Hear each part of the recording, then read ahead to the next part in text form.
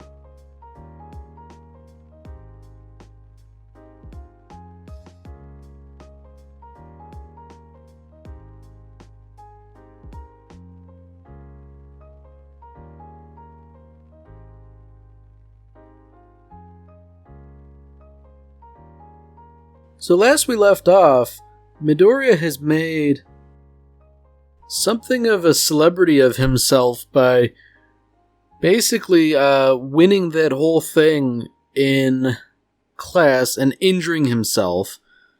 But it seems like we're not doing the usual recap here. Instead, journalists are harassing students and asking them all sorts of questions about All Might. Unfortunately, it seems like they picked on Ida, who is more than willing to edge them out of the conversation. It's almost like he had a prepared response, oddly enough.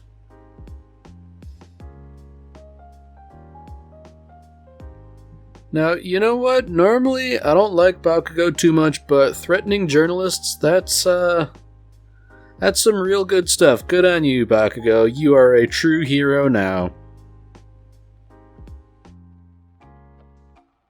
Thinking about it, I would imagine something like this would be a fairly regular, if not daily occurrence, considering that heroism is such a big deal. However, the journalists here seem not to be aware of the automated defenses. I mean, that seems a little excessive, big gates are crashing down like that.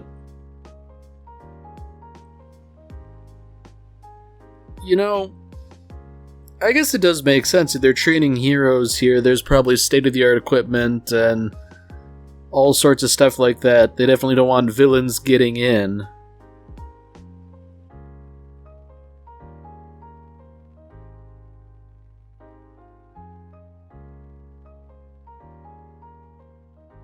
So, it is interesting that they're finally sort of talking about it, that All Might being a teacher is a bit of an unusual move, considering that he's, a superhero and a big celebrity first.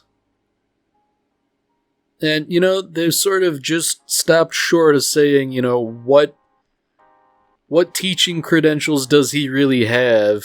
Because I would think if you're going to be a teacher, you should know how to teach.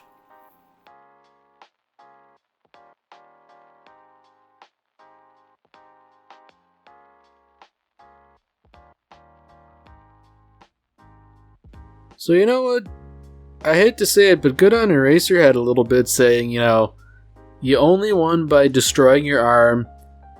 You can't keep doing that, and don't give me the excuse, do better. He's not being as harsh as he had been before, so I think this is probably the approach you should have taken to begin with.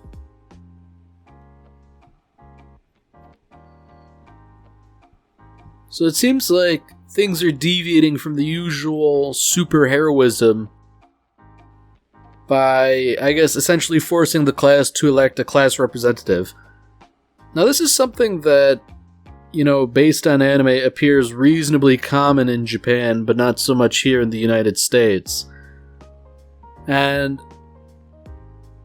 given that Ida was able to sort of wrangle the class and get them to shut up, it seems to me that he is the obvious choice. And I guess everybody's sort of seeing right through him too. Like, they know that he wants to be the class rep, and he's sort of presenting himself as the obvious choice.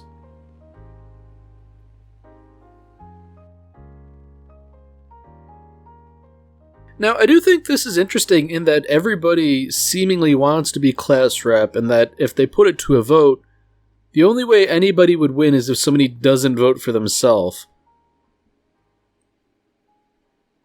It's rather unfortunate that Midoriya was sort of voted democratically. I mean, I feel like if I were in a position like his, I wouldn't put my name in the running at all, but, I guess everybody was a candidate.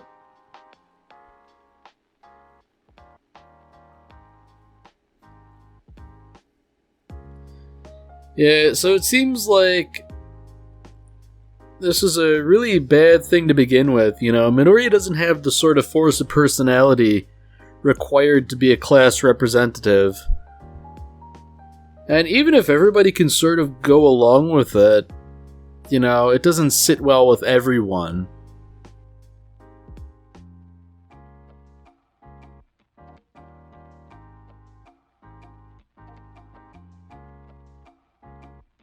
So that little line there was rather interesting, that UA Academy has more than just the hero course. There's also, hero adjacent industries, namely management and support. And I guess it makes sense, because, and thinking about it, this is kind of like a trope in and of itself. If you think to something like The Incredibles, Edna Mode was sort of like a fashion designer who caters specifically to superheroes. So I guess it makes sense. If you have superheroes, you would have people who specialize in making their costumes, and I can imagine it being a pretty sort of, maybe not a confidential business, but one that requires a certain level of relationship between client and business. Because, you don't just want, a run-of-the-mill costume, and especially if you have certain physiological needs, those will have to be met.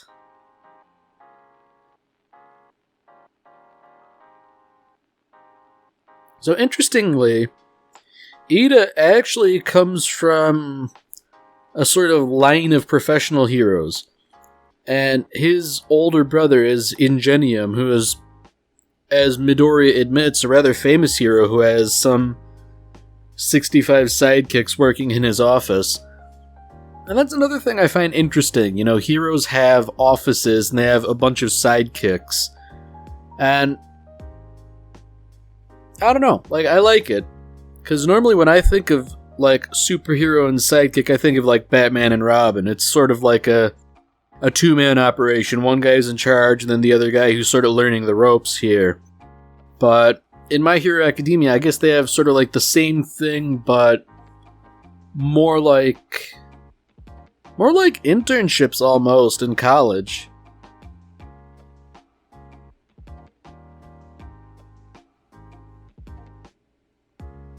So this is bad, It's kind of like a fire drill almost, except somebody's gotten past the security barricades. So that indicates to me that either the journalist has gotten really persistent or something's actually going wrong. Of course, things are going wrong inside as everybody immediately panics. Now, I've never been in a situation where things have hit the fan like this, but it seems to me that, panicking isn't productive, it only causes more issues.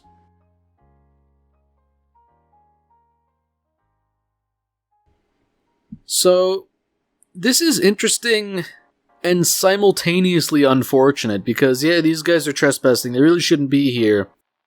But given that the teachers are heroes and not law enforcement, because these trespassers aren't using their quirks, they don't really have the authority to handle the problem. And this creates an interesting legal dichotomy here where I guess the police could handle all forms of crime, but they don't necessarily have the capability to handle supervillains, whereas superheroes have the legal authority and the ability to handle supervillains, and indeed the ability to handle, like, I guess petty crime for want of a better word, but, that could land them in legal hot water. And I'm not sure if this whole dichotomy is really explored in super detail. I feel like maybe there would be a way to sort of expand on something like this.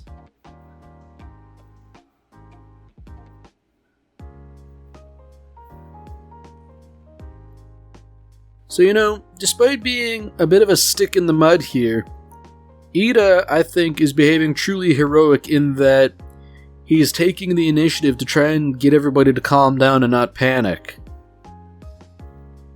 I guess he's in a position where he understands the true nature of what's going on, but he also has, I guess, the sort of charisma necessary to sort of shout the crowd down and get them to relax. So, perhaps, given that there's an alarm going on, you should get outside and you do the whole fire drill procedure. But at the same time, there's no need to panic or trample other people.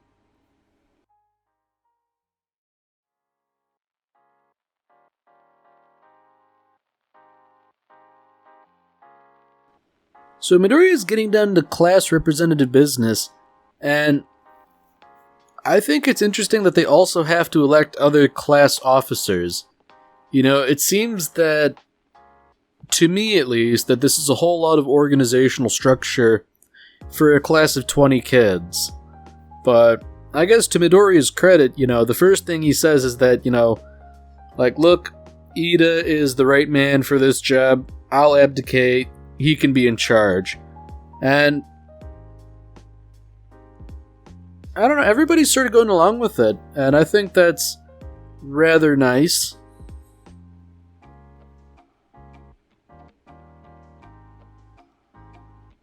I guess it makes sense that everybody would sort of go along with it, considering the way he demonstrated his abilities. I feel a little bit bad for Momo. She got kind of passed up, but guess it can't really be helped.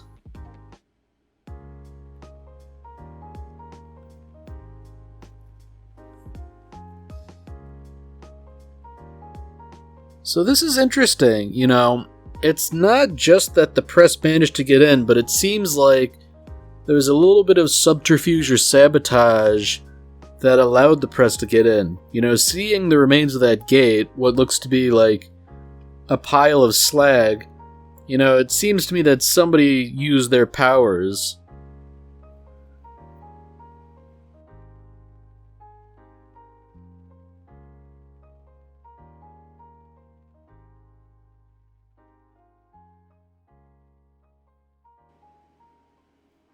So once again, All Might just does his thing, He's dressed in a suit, so naturally he's on his way to work, but, he can't turn his back on innocent civilians who need help. I feel like this is not good to a degree, because obviously he does have to keep up appearances, but he has a definite time limit here.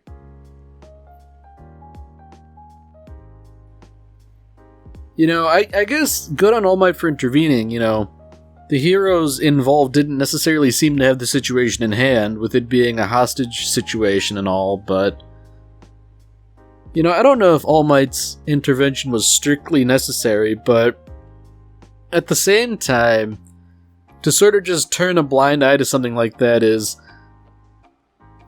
I don't know. It's definitely not heroic behavior.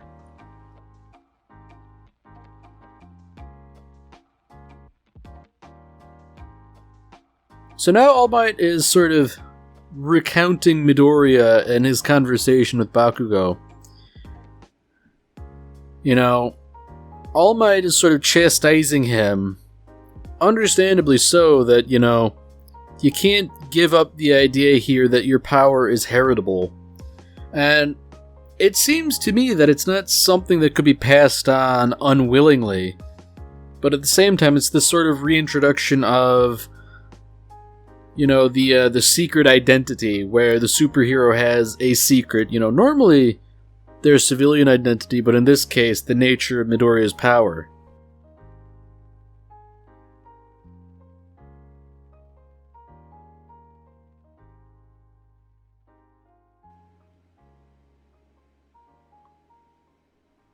So, now the class is going to be doing rescue training, so rather than just fighting supervillains, this is something they would do when there's a natural disaster. And whether it's due to the nature of the assignment or the incident with the press, they are going to be sort of,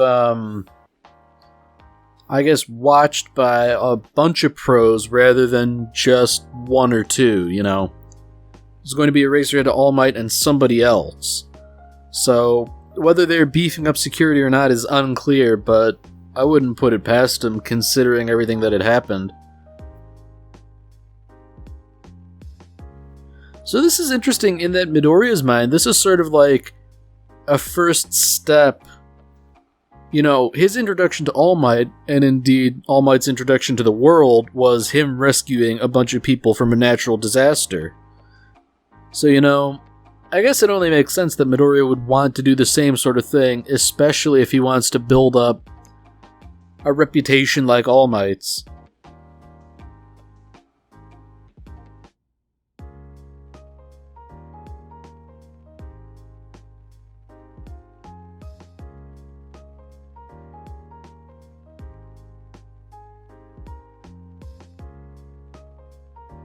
Alright, so unfortunately, Midoriya is not a really good liar.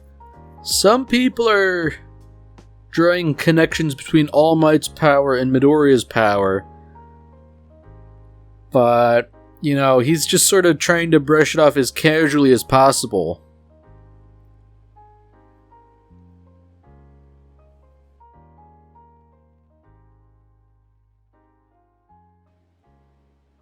Now, it is interesting that it seems to me that there's this sort of trend here where the heroes with the simpler quirks, the more straightforward quirks, make for better hero material than the others. You know, Midoriya is just saying that Kirishima, despite his quirk not being super flashy, is, you know, reliable and definitely of professional quality. And I guess when you consider some other quirks that are more, I guess, kind of out there, you know, their worth lies in their application rather than their raw versatility. Because, you know, something like hardening one's body, that's immediately useful and can be applied in a number of ways.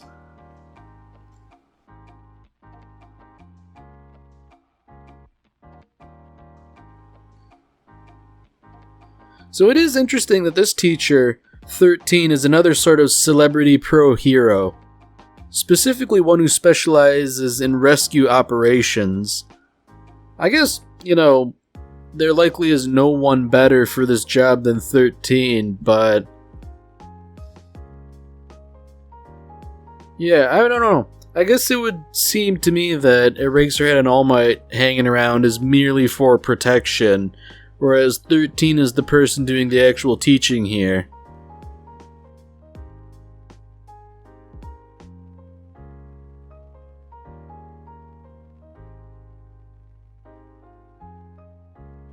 Now that's interesting.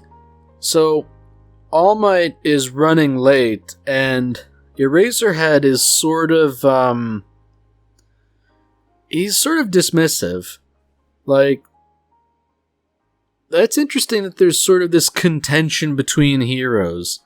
Because All Might he's basically out of commission because he did too much hero work, which, can you really fault him for that? But at the same time, he's leaving the class short-staffed.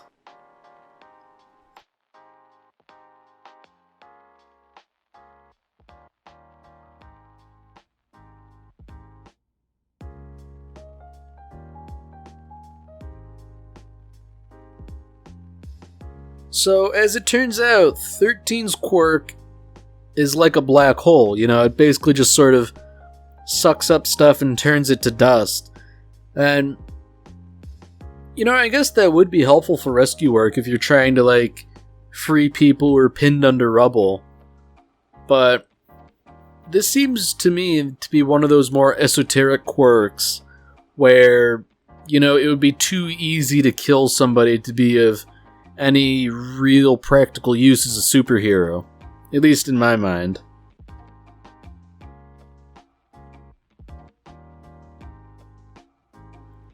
So I do like that 13 is sort of emphasizing safety here in that, you could very easily hurt yourself or others. My quirk is no exception, so today we're going to sort of learn how to use them to help. And, it's not like they were being taught to injure people or anything, but, I guess it's sort of like using a tool properly. You can break stuff with a hammer, you can build stuff with a hammer. It all depends on how you use the hammer.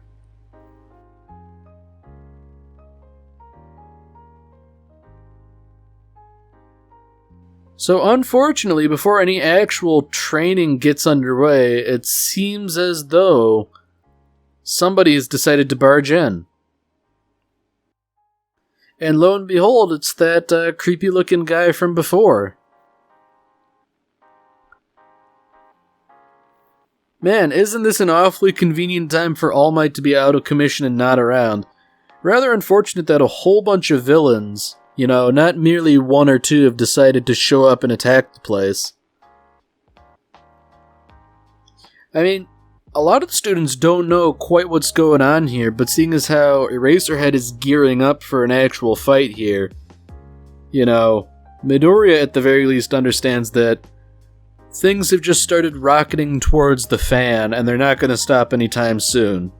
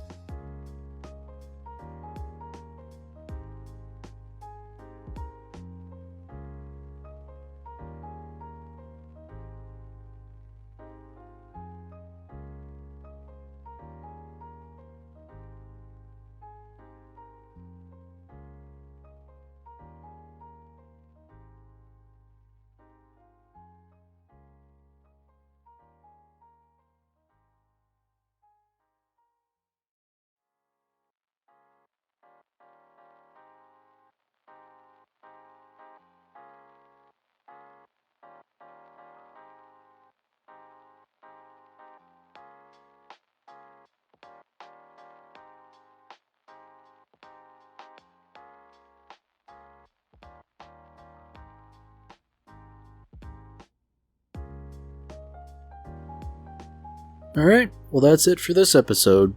If you've enjoyed it, then by all means, tune in for the next one. See you, Space Cowboy.